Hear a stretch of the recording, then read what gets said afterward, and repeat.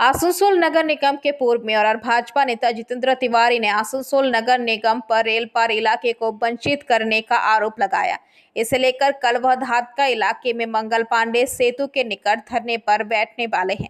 उससे पहले आज उन्होंने आसनसोल की जनता के लिए एक संदेश जारी करते हुए कहा कि आसनसोल नगर निगम द्वारा रेल पार इलाके के साथ सौतेला आचरण किया जाता रहा है। नमस्कार, आसानसोलेर जनगणेर काछे आमार निवेदन যে আগামীকাল 15ই জুলাই 2024 আসানসোল ধাদকা রোডের যে মঙ্গল পাণ্ডে সেতু তার নিকট আমরা যে ধর্ণা কর্মসূচি আয়োজন করেছি সেটাতে আপনারা সামিল হন।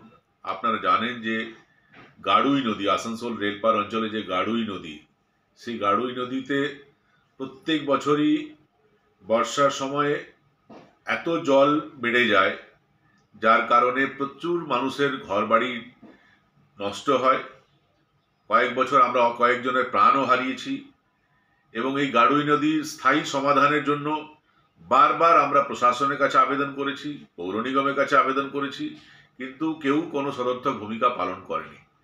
গাড়ুই নদীর সমস্যার স্থায়ী সমাধানের জন্য এবং তার সঙ্গে সঙ্গে আসানসোল রেলপার অঞ্চলের যে অন্যান্য যে সমস্যা, রাস্তাঘাট, ড্রেন, লাইট, পানীয় জল, স্যানিটেশনের ব্যবস্থা হচ্ছে না, ইভেন যারা বয়স্ক মায়েরা বোনেরা আছেন তারা বিধবা ভাতা, বার্ধক্য ভাতা সেটাও 4 মাস 5 মাস পর পাচ্ছেন।